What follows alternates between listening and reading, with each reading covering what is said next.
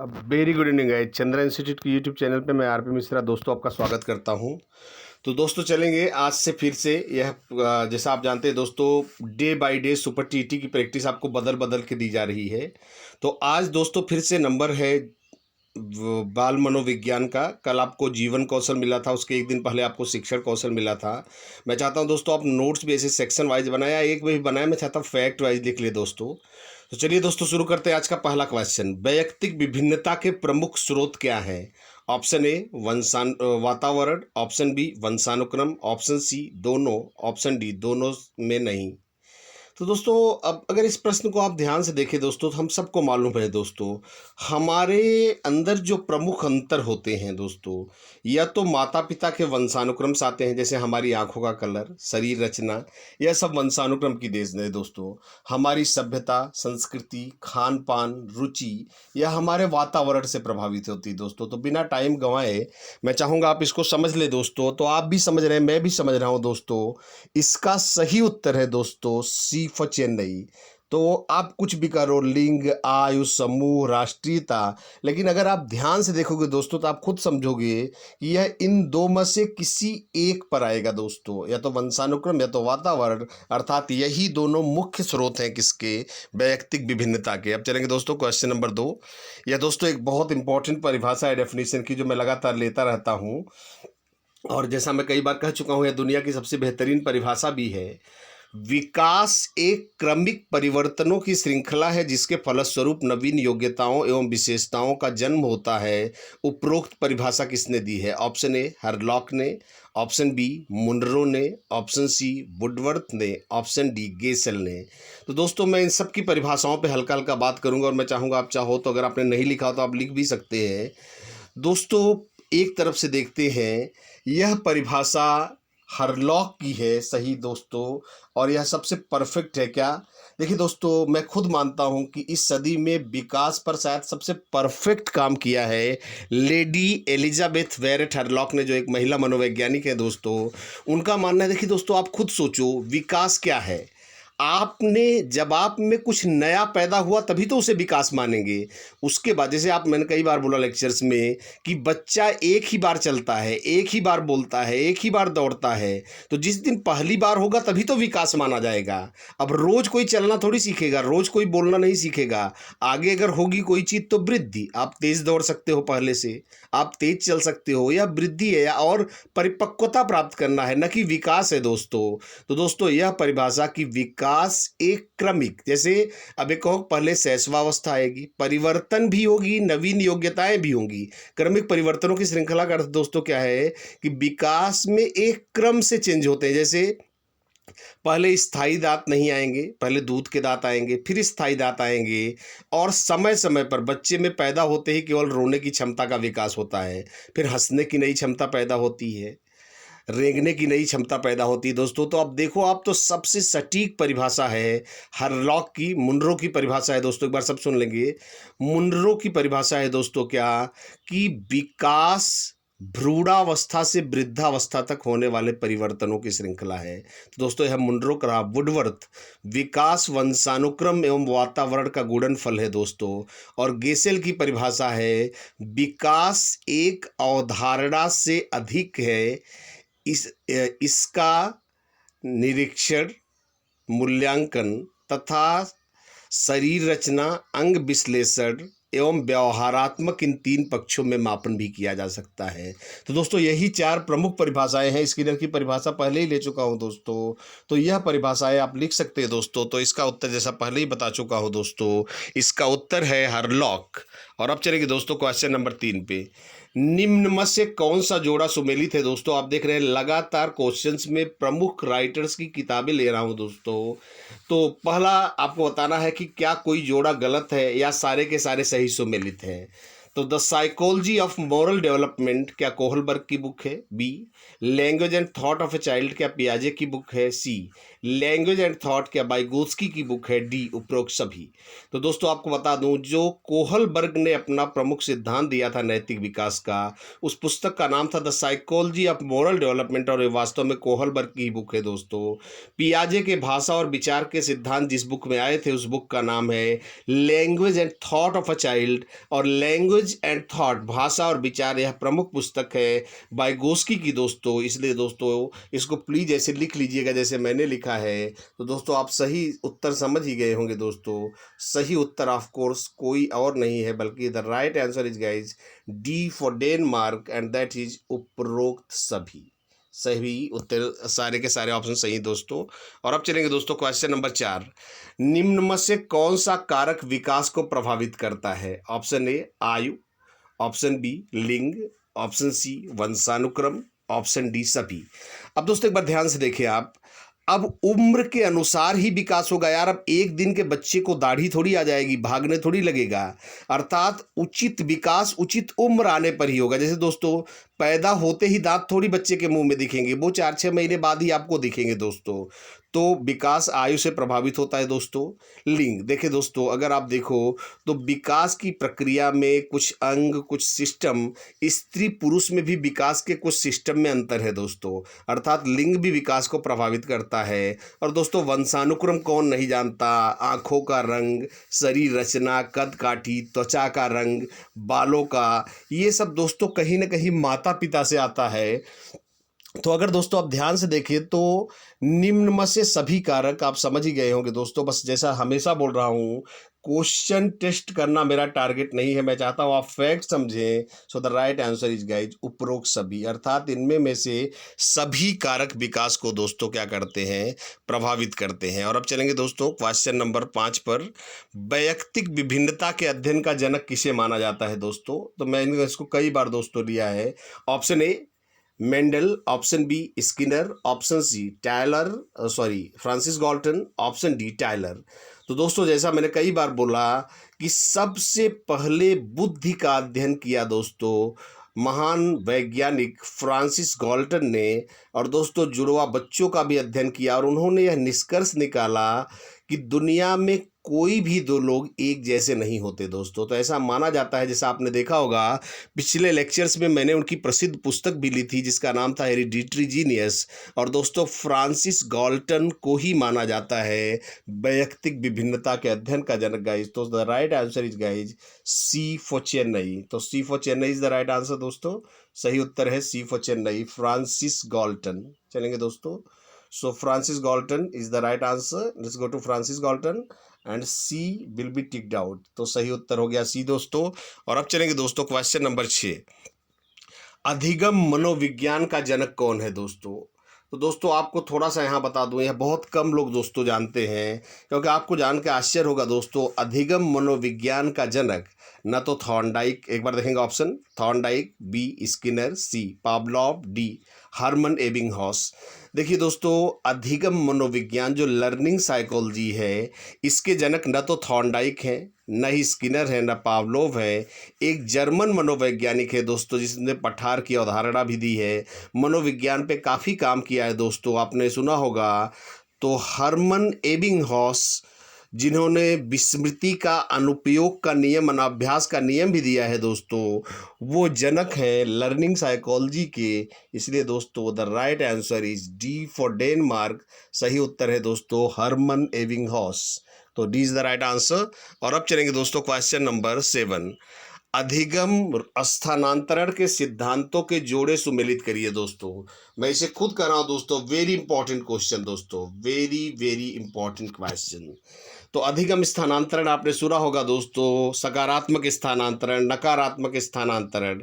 तो दोस्तों यह अधिगम स्थानांतरण के सिद्धांत कौन सा किसने दिया है, कौन से जोड़े सुमेलित है दोस्तों, एक बार देखेंगे। पहला सामान्यीकरण का सिद्धांत, क्या चार्ल्स जूड ने दिया है? बी समान अवयव का सिद्धांत, क्या थॉर्नडाइक ने दिया है?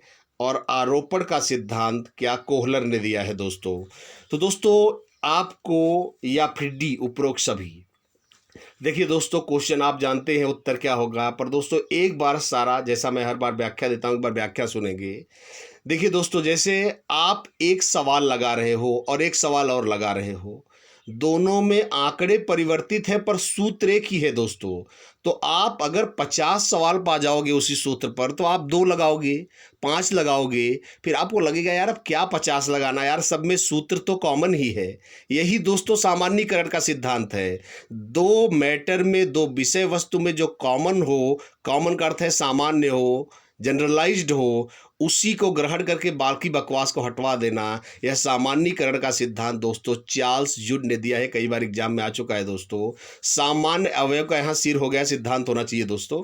सामान्य अवयव का सिद्धांत थॉर्नडाइक ने दिया है दोस्तों। यही कहता है क्या, समान होना चाहिए दोस्तों, समान अवयव होना चाहिए। यहाँ पे the law of identical elements बोलते हैं इसे इंग्लिश में, इसको समान अवयव लिखना आप। तो दोस्तों समान अवयव का सिद्धांत थॉर्नडाइक ने दिया है क्या, पहले के अधिगम में, बाद के अधिगम में जितना कॉमन होगा स्थानांतरण बस वहीं तक होगा। जैसे दोस्तों आप समझो, एक बच्चा एक दिन स्कूल जाता है और वहाँ क ख पढ़ता है, दूसरे दिन फिर स्कूल जाता है, क ख ग पढ़ता है। तो आप जरा सोचिए दोस्तों, दोनों दिनों में कॉमन कहाँ तक है, क ख क ख दोनों में कॉमन है। तो दोस्तों स्थानांतरण, इसे समान अवयव का सिद्धांत ही कहता है दोस्तों कि स्थानांतरण बस वहीं तक होगा दोस्तों। यह थॉर्नडाइक का नियम है दोस्तों। और अब देखिए दोस्तों, ग पे कोई स्थानांतरण नहीं होगा। क्यों? क्योंकि ग को पहले दिन नहीं सीखा गया था दोस्तों। मुझे यकीन है आप समझ रहे हैं। इस क्वेश्चन के लिए प्लीज कमेंट करेंगे सारे लोग ज़्यादा से ज़्यादा। सी, आरोपण का सिद्धांत दोस्तों एग्जैक्ट वही है जो बी है, बस नाम बदला है। पहले और बाद के अधिगम में जितना समान होगा, आरोपण बस वहीं तक होगा। देखिए दोस्तों, जिसे समान अवयव थॉर्नडाइक कहता है उसी को आरोपण कहता है कोहलर। जैसे आप उदाहरण देखो दोस्तों, सुल्तान के ऊपर दोस्तों एक नहीं 2 प्रयोग हुए, इनफैक्ट 4 हुए, एक एक प्रयोग के 2 जोड़े हुए। तो मैं एक जोड़ा लेता हूं, देखेंगे। देखिए दोस्तों, याद करिए, सुल्तान ने पहले प्रयोग में छड़ी से केला खाना सीखा, दूसरे प्रयोग में केला और दूर रखा गया और छड़ियाँ 2 थी दोस्तों। अब जरा आप खुद सोचो, क्या वह पहली छड़ी उठाने में 1 भी सेकंड लगाएगा? नहीं, क्योंकि दोस्तों दोनों प्रयोगों में पहली छड़ी कॉमन है, समान है, एक जैसी है। इसलिए उसे दूसरे छड़ी का प्रयोग करना सीखना है, न कि पहले का, क्योंकि पहले का प्रयोग करना वह पहले ही प्रयोग संख्या में सीख चुका है दोस्तों। तो आरोपण केवल पहली छड़ी तक होगा। तो अगर आप देखो तो वही बात हो गई जो थॉर्नडाइक ने कहा दोस्तों। तो आप समझ ही गए होंगे दोस्तों, सही उत्तर है डी फॉर डेनमार्क। उपरोक्त सभी दोस्तों प्लीज इसे अच्छे से याद कर लीजिएगा दोस्तों। यह थोड़ा सा मेरे हिसाब से मैं लिख दे रहा हूँ, this is going to be important दोस्तों। और अब चलेंगे दोस्तों क्वेश्चन नंबर 8। अधिगम का वह वक्र जिसमें सीखने की गति शुरू में तेज और बाद में धीमी होती है दोस्तों, वह कौन सा वक्र होता है? ऑप्शन ए उन्नतोदर वक्र, ऑप्शन बी नतोदर वक्र, ऑप्शन सी मिश्रित वक्र, ऑप्शन डी सरल वक्र। तो दोस्तों अगर आप ध्यान से देखें दोस्तों, तो आप भी जानते हैं दोस्तों। देखिए दोस्तों, मैं हल्का हल्का आपको समझाता हूँ। देखिए दोस्तों, वह वक्र, देखिए दोस्तों उन्नतोदर वक्र इसका सही उत्तर है दोस्तों। उन्नतोदर वक्र मैं एक बार हल्का हल्का आपको सब बताता हूँ। देखिए दोस्तों, शुरू में जैसे आप देखते हैं, मैं एक हल्का सा आपको शुरू के 2 दिखाता हूँ। जैसे दोस्तों मैं आपको यहाँ पे हल्का सा एक बार दिखाता हूँ, देखेंगे। देखिए दोस्तों, जैसे आप एग्जाम के टाइम, जैसे आपका इस मान लीजिए सीटीटी का या सुपर टेट का एग्जाम आ जाए, तो आप पढ़ाई तेज कर देते हो। जैसे आप यूं ऊपर जा रहे हो, देखिए ऐसे। अब यहाँ पे दोस्तों एग्जाम हो गया, तो आप एग्जाम के बाद उसी गति से साइकोलॉजी थोड़ी पढ़ोगे। आप हटाओगे, हटाओ यार, कौन मनोविज्ञान जैसा रद्दी सब्जेक्ट पढ़ेगा। तो दोस्त आपका जब यहाँ एग्जाम हो जाएगा तो अचानक पढ़ने की गति यूं धीमी होगी। यह दोस्तों नतोदर वक्र कहलाता है। शुरू में तेज, बाद में धीमी। एग्जाम के दौरान हम पढ़ने की गति तेज कर देते हैं, एग्जाम के बाद धीमी कर देते हैं। अब दोस्तों अब नतोदर देखिए, शुरू में जब पढ़ने की गति धीमी हो, और नत मीन्स पहले झुका फिर बाद में उठा हुआ। तो अब इसी में इसको भी देखिए दोस्तों थोड़ा सा। जैसे आप शुरू में जब अपन क ख लिखते हैं बहुत वक्त लेते हैं यार, सीखने की गति धीमी होती है। पर एक बार सीख लेते हैं तो शब्द रचना में शब्द मालूम होते हैं, वर्णमाला मालूम होती है, तो तेज हो जाती है। इसलिए कोई कुछ ऐसा बनेगा दोस्तों। देखिए शुरू में धीमे फिर बाद में तेज। और दोस्तों अब जरा सोचिए, अब जब आपकी गति दोनों हो, धीमी तेज, क्योंकि दोस्तों आदमी न तो शुद्ध न तो उधर वक्र बना पाएगा। भाई कोई फिक्स थोड़ी है कि शुरू में आप तेज रहोगे, धीमे भी हो सकते हो, तेज भी हो सकते हो। तो वास्तव में दोस्तों जब धीमा तेज की एक लाइन लग जाए, तो इस तरह से ऐसे ऐसे बनने वाला वक्र दोस्तों कैसा वक्र होता है?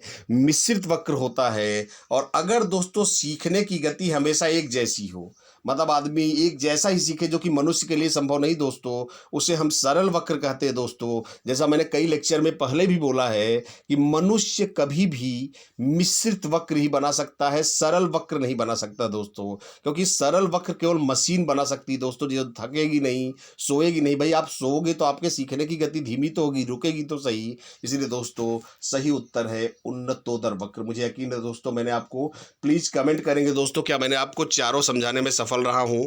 और अब चलेगी दोस्तों क्वेश्चन नंबर 9 पर। अधिगम के पठार के बारे में कौन सा कथन सत्य है दोस्तों? यह एक फिर से दमदार क्वेश्चन है दोस्तों। अधिगम के पठार के बारे में कौन सा कथन सत्य है? ऑप्शन ए, पठार अधिगम में रुकावट दिखाता है न कि समाप्ति। पठार लगातार अधिगम में संभव नहीं होता। सी, पठार का अधिगम में बनना एक सामान्य प्रक्रिया है। डी, उपरोक्त सभी। तो दोस्तों अगर आप ध्यान से देखें तो पठार अधिगम में रुकावट दिखाता है न कि समाप्ति। देखिए दोस्तों, पठार का अर्थ आप सब जानते हैं। जैसे दोस्तों पठार कैसे बनता है? जैसे आप कई दिनों से पढ़ रहे हैं, अचानक आप बीमार हो गए दोस्तों। देखिए मैं आपको हल्का सा यहाँ पे हल्का सा दिखाता हूँ दोस्तों, पठार छोटा सा देखिए कैसे बनता है। अब दोस्तों आपने यहाँ से पढ़ना शुरू किया, अब यहाँ तक आप गए, देखिए छोटा सा। अब दोस्तों अब आपको लगता है कि आपका मन है सोना चाहिए, आप थक गए हो। तो दोस्तों अब ऐसा थोड़ी होगा यार कि जो आपने पढ़ा है, देखिए थोड़ा और बड़ा बना देता हूँ ऐसे। अब ऐसा थोड़ी है कि आपने जो पढ़ा है वो तुरंत भूल जाओगे, पर सोने के दौरान आप कुछ नया भी तो नहीं सीखोगे। इसलिए दोस्तों आपके यह वक्र की रेखा सीधी न जाकर थोड़ी देर के लिए, क्योंकि ना तो आप ऊपर जाओगे ना तो नीचे जाओगे, यूं टेढ़ी हो जाए, सीधी रेखा बन जाएगी। और फिर दोस्तों आप जगोगे, फिर पढ़ोगे, और इस तरह से ऐसे ऐसे दोस्तों क्या होता रहेगा, चलता रहेगा। दोस्त आप क्या देख रहे हैं कि अधिगम में पठार आप रुके हो या दिखाता है, यह नहीं दिखाता कि आप पढ़ ही नहीं रहे हो। और दोस्तों अगला, सॉरी, यह नहीं दिखाता कि आप सदा के लिए पढ़ना छोड़ चुके हो। दोस्तों अगला, पठार लगातार अधिगम में संभव नहीं होता दोस्तों। यह भी आप समझ गए हो। आप क्या देख रहे हो कि यहाँ एक पठार ऐसे बना दोस्तों, पर आप सुबह उठोगे फिर तो पढ़ोगे, या अगर पढ़ना बंद भी कर दोगे तो नीचे आओगे, पर लगातार कोई पठार बना के नहीं रह सकता दोस्तों। मुझे यकीन है आप समझ रहे हैं। सी, पठार का अधिगम में बनना एक सामान्य प्रक्रिया दोस्तों। कभी तो आप थकोगे, कभी तो पढ़ना रुकोगे दोस्तों। तो ये मत सोचना कि अधिगम में पठार बनना कोई अभिशाप है, कोई बुराई है। अगर देखो तो हम रोज एक किसी न किसी प्रकार पठार बना रहे। भाई हम पढ़ रहे हैं, हमने पढ़ना बंद कर दिया, 2 घंटे हम टहलने चले गए, तो दोस्तों जहां पढ़ रहे थे वहीं रुक गए, तो यह क्या बन गया दोस्तों? एक पठार बन गया 2 घंटे के लिए। तो मुझे यकीन है दोस्तों कि मैंने आपको एकदम बेहतर समझाया है। प्लीज इन क्वेश्चंस के लिए आप कमेंट करिएगा कि मैंने आपको कैसी व्याख्या दी है दोस्तों। तो अगर आप दोस्तों देखो तो सही उत्तर है डी फॉर डेनमार्क, उपरोक्त सभी। और अब चलेंगे दोस्तों क्वेश्चन नंबर 10 के लिए। क्वेश्चन नंबर 10 देखेंगे, वह मनोवैज्ञानिक जिसने अधिगम में पुनर्बलन को प्रयोग किए बिना पुनर्बलन की तरफ इशारा किया है। दोस्तों देखते हैं। Option A Thorndike, option B Skinner, option C Pavlov, option D Hull. अब दोस्तों अगर आप देखो, ध्यान से देखिए दोस्तों, तो थॉर्नडाइक ने पुनर्बलन जैसी कोई बात नहीं की है, न पुनर्बलन की तरफ इशारा किया है दोस्तों। बी, स्किनर ने पुनर्बलन की सूची दी है दोस्तों। डी, हल ने तो पुनर्बलन का सिद्धांत ही दिया है दोस्तों। तो दोस्तों राइट आंसर इज पावलोव। देखिए दोस्तों, अगर देखा जाए तो अधिगम का पहला व्यवहारवादी सिद्धांत भी वॉटसन की लाइन से देते हैं कौन? पावलोव दोस्तों। लेकिन पावलोव ने दोस्तों पुनर्बलन शब्द का प्रयोग नहीं किया है दोस्तों। जैसे कुत्ते को दोस्तों आप अच्छी तरह से जानिए माफ करेंगे, सॉरी, कुत्ते को दोस्तों अगर हमें भोजन के बजाय घंटी पर लार टपकानी है दोस्तों, तो हम धीरे धीरे भोजन के साथ घंटी का भी क्या कर रहे हैं दोस्तों? पुनर्बलन कर रहे हैं, आदत डाल रहे हैं, मजबूत कर रहे हैं भोजन के साथ घंटी की आवाज़ को। तो आप देख रहे हो दोस्तों, वास्तव में यह पुनर्बलन ही है, पर वह उसके लिए पुनर्बलन शब्द का प्रयोग नहीं करते दोस्तों। यह क्वेश्चन आ चुका है दोस्तों एक आध दो एग्जाम में। तो दोस्तों वह मनोवैज्ञानिक जो बिना पुनर्बलन शब्द का जिक्र किए पुनर्बलन करता है दोस्तों। तो दोस्तों आप समझ ही गए होंगे, इस प्रश्न का राइट आंसर है पावलोव। सही उत्तर है दोस्तों पावलोव। और अब चलेगी दोस्तों क्वेश्चन नंबर 11 पर। अगर पूर्व का अधिगम बाद के अधिगम में सहायक न हो तो यह कैसा स्थानांतरण होगा? तो दोस्तों एक बार सारी व्याख्या देखेंगे। अब जरा आप देखिए दोस्तों, ऑप्शन ए सकारात्मक, ऑप्शन बी नकारात्मक, ऑप्शन सी शून्य, ऑप्शन डी क्षैतिज। अब देखिए दोस्तों, अगर आप हिंदी पढ़ोगे और संस्कृत पढ़ोगे, भैया अगर आप संस्कृत पढ़ के आओगे दोस्तों, जरा सोचिए, तो आपको हिंदी पढ़ने में कुछ तो मदद मिलेगी, क्योंकि संधि समास जैसी काफ़ी चीज़ें हिंदी में, काफ़ी चीज़ें वर्णमाला में काफ़ी समानताएं हैं दोस्तों। अर्थात संस्कृत पढ़ने का कहीं न कहीं फ़ायदा हिंदी में मिलेगा दोस्तों। तो यह तो दोस्तों सकारात्मक स्थानांतरण हो गया। दूसरा दोस्तों नकारात्मक, मैंने आपको बोला था दोस्तों कि अगर आप हिंदी टाइपिंग की आदत डाल लोगे दोस्तों और इंग्लिश टाइपिंग सीखने जाओगे तो हिंदी की टाइपिंग हावी रहेगी, जल्दी इंग्लिश की आदत नहीं पड़ेगी दोस्तों। यहाँ पूर्व ज्ञान बाद के ज्ञान के सीखने में बाधा पैदा कर रहा है दोस्तों। तो यह नकारात्मक स्थानांतरण हो गया। अब जरा सोचो दोस्तों, आप इतिहास पढ़ोगे फिर केमिस्ट्री पढ़ोगे दोस्तों, तो इतिहास का केमिस्ट्री से कोई लेना देना नहीं है। अब जैसे आप क्रिकेट खेल कर दोस्तों, अब आप क्रिकेट खेलकर इतिहास पढ़ोगे तो क्रिकेट का इतिहास से क्या लेना देना है दोस्तों। तो जब बाद के अधिगम और पूर्व के अधिगम में कोई संबंध ही ना हो तो दोस्तों कोई ट्रांसफर नहीं होगा। इसलिए दोस्तों यह अधिगम का कैसा स्थानांतरण होगा दोस्तों, शून्य। तो दोस्तों मुझे यकीन है आप इस बात को समझ गए हैं दोस्तों। द राइट आंसर इज, जब पूर्व का अधिगम बाद के अधिगम में कोई सहायता ना करे तो सही उत्तर होगा दोस्तों क्षैतिज न होगा, न नकारात्मक होगा, न सकारात्मक। The right answer is zero transfer of learning, सकारात्मक के बजाय शून्य स्थानांतरण। निम्न में से स्किनर के सिद्धांत का नाम कौन सा है दोस्तों। अब एक क्वेश्चन देखिए, आपने ई तक ऑप्शन ले लिया है, समझाना ही टारगेट है दोस्तों। तो दोस्तों आपने देखा होगा मैं लगातार स्किनर को एक महान मनोवैज्ञानिक कहता रहा हूं। एक बार ऑप्शन सुनेंगे दोस्तों। ऑप्शन ए सक्रिय अनुकूलन, ऑप्शन बी व्यक्त। दोस्तों यहाँ पे नैमित्तिक होना चाहिए, थोड़ा मिस्टेक हुआ है टाइपिंग में, मैं यहाँ लिख दे रहा हूँ हल्का सा, इट शुड बी नैमित्तिक दोस्तों, नैमित्तिक। ध्यान से सुनेंगे दोस्तों। द राइट आंसर इज नैमित्तिक अनुकूलन, इसे इंस्ट्रूमेंटल लर्निंग बोलते हैं, कंडीशनिंग। मैं हल्का सा आपको ओके लेट्स गो टू, आप देखें दोस्तों, यह मैं हल्का सा इधर इसको वैयक्तिक को इधर लिख दे रहा हूँ, नैमित्तिक। मैं चाहता हूँ जब आप नोट्स में लिखे तो आप सही लिखे दोस्तों, इट शुड बी नैमित्तिक। हाँ, तो दोस्तों मैंने हमेशा लेक्चर्स में कहा, फिर से देखेंगे, ऑप्शन ए सक्रिय अनुकूलन, ऑप्शन बी वैयक्तिक नैमित्तिक अनुकूलन, ऑप्शन सी सबलीकृत अनुक्रिया, ऑप्शन डी अनुक्रिया उद्दीपक और ऑप्शन ई उपरोक्त सभी। देखिए दोस्तों, अगर आप ध्यान से देखें दोस्तों, अगर आप ध्यान से देखें तो मैंने दोस्तों बोला स्किनर का पासवर्ड है फायदा। दोस्तों उन्होंने, स्किनर ने, देखिए दोस्तों आपने एसआर पढ़ा होगा थॉर्नडाइक में, पर आप यहाँ आरएस पढ़ रहे हो दोस्तों, तो वो आदमी दोस्तों जीनियस ही होगा जिसने थॉर्नडाइक को उल्टा टांग दिया होगा। तो दोस्तों सुनेंगे, पासवर्ड है फायदा, कोई भी प्राणी अधिगम के दौरान तभी सक्रिय रहेगा जब उसे अधिगम के दौरान दोस्तों क्या होगा, कुछ फायदा होगा। तो सक्रिय अनुकूलन का अर्थ है दोस्तों, उन्होंने कहा कि बिल्ली भोजन को, जरा देखिए दोस्तों ध्यान से सुनेंगे, बिल्ली, हम देखिए दोस्तों थॉर्नडाइक के प्रयोग में आपको स्किनर दिखा रहा हूं दोस्तों, फिर स्किनर के प्रयोग की बात करेंगे, पर एक बार सुनेंगे दोस्तों। उन्होंने कहा कि अगर जरा सोचो दोस्तों, थॉर्नडाइक का प्रयोग क्या कहता है कि अगर उद्दीपक भोजन रहेगा तो बिल्ली पिंजड़ा खोलने की अनुक्रिया करेगी और धीरे धीरे सीख जाएगी, अर्थात एस भोजन होने पर ही पिंजड़ा खोलने की अनुक्रिया आर होगी। पर दोस्तों जरा सोचिए तब क्या हो जब बिल्ली भूखी ही ना हो।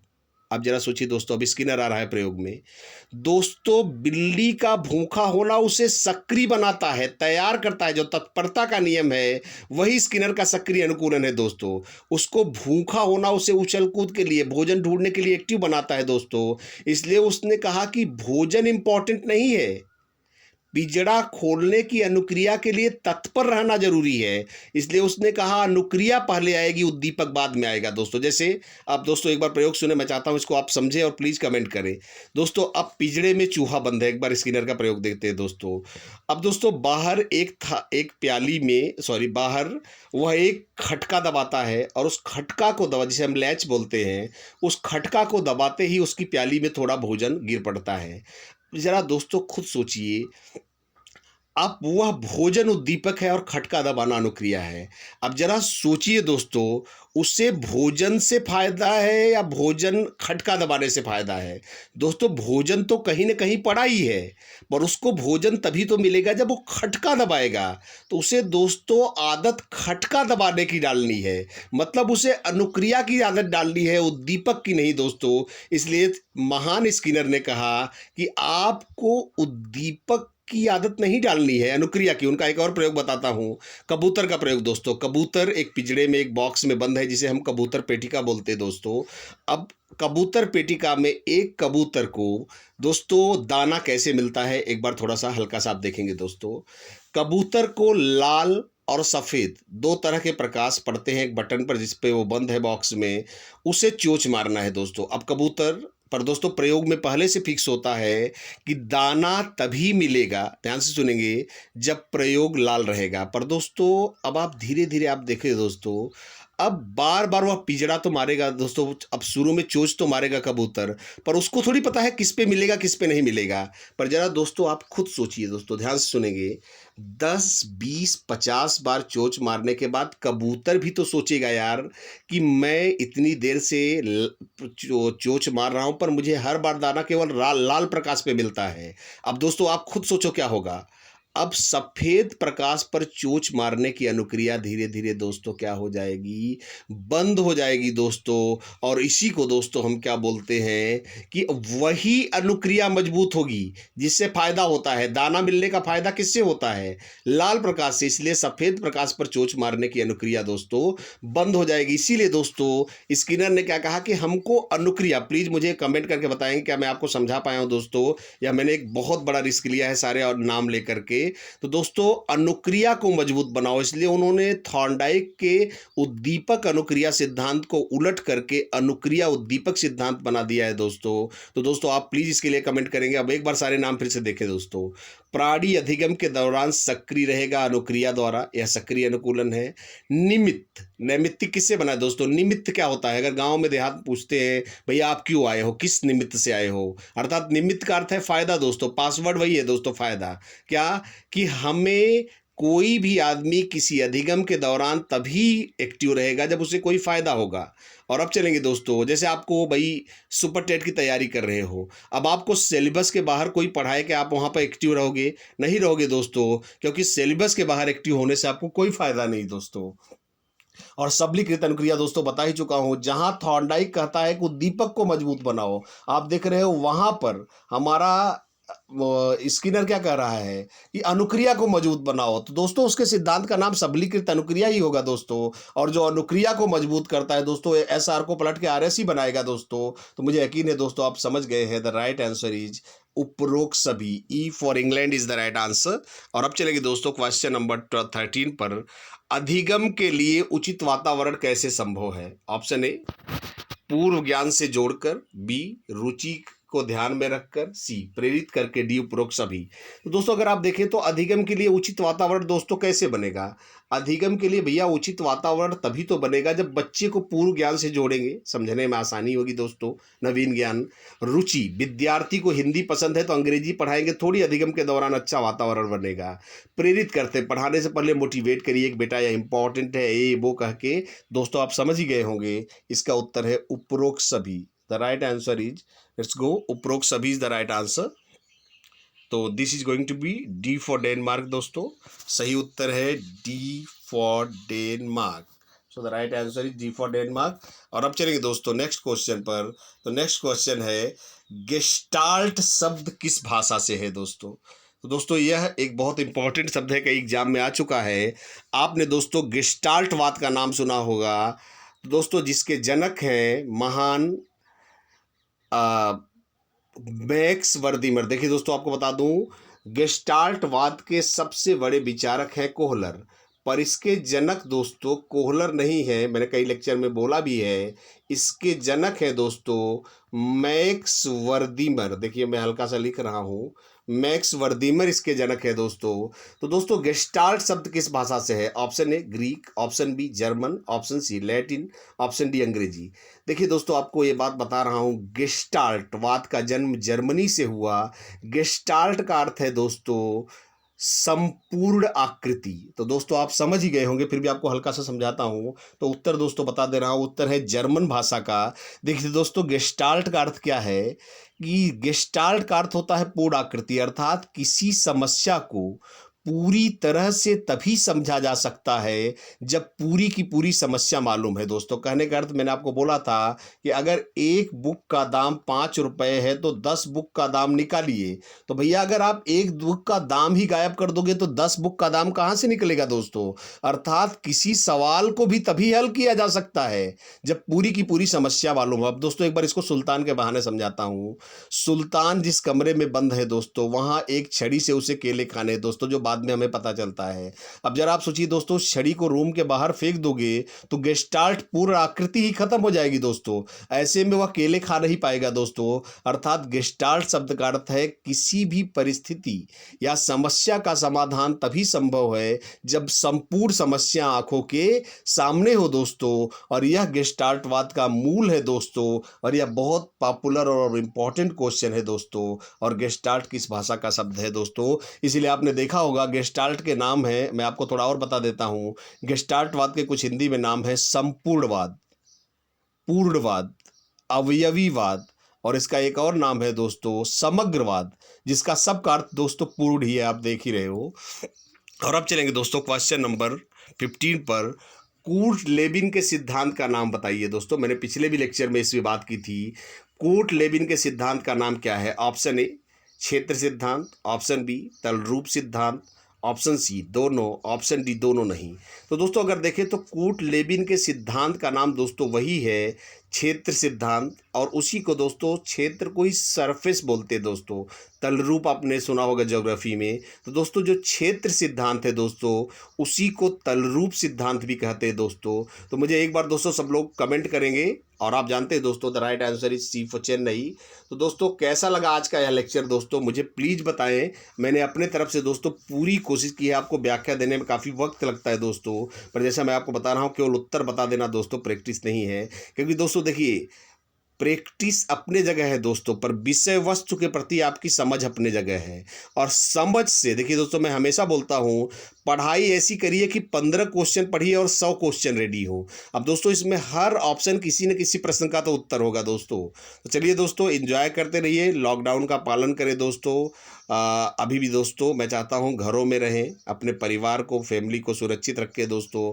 हम अभी भी दोस्तों चंद्रा इंस्टीट्यूट पूरी कोशिश कर रहा है दोस्तों, पूरी कोशिश कर रहा है कि आप लगातार अध्ययन कर सके दोस्तों। जो भी हमारे पास, जो भी दोस्तों मैं खुद अपने तरफ से, जो भी मुझे अल्पबुद्धि व्यक्ति को मुझे जो भी ज्ञान है, देखिए दोस्तों मैं दिमाग से बहुत मोटा आदमी हूँ, पर अपने तरफ से जो भी हो रहा है दोस्तों मैं आपको ट्रांसफ़र करने की कोशिश कर रहा हूँ दोस्तों। तो चलिए दोस्तों कमेंट जरूर करिएगा कैसा लगा आज का ये लेक्चर। और with this I R mister would like to close you दोस्तों। Thank you guys, thank you, wishing you a very good day. और दोस्तों एंजॉय करते रहेंगे। और जो भी होगा दोस्तों हम इसको अच्छे से पढ़ेंगे। मैं चाहता हूं, जैसा आपको बोल रहा हूं, प्लीज़ दोस्तों नोट्स बनाएं, प्लीज़ नोट्स बनाएं दोस्तों। सबसे ज़रूरी चीज़ है इस समय कि आप नोट्स बनाएं। आपके लिए दोस्तों नोट्स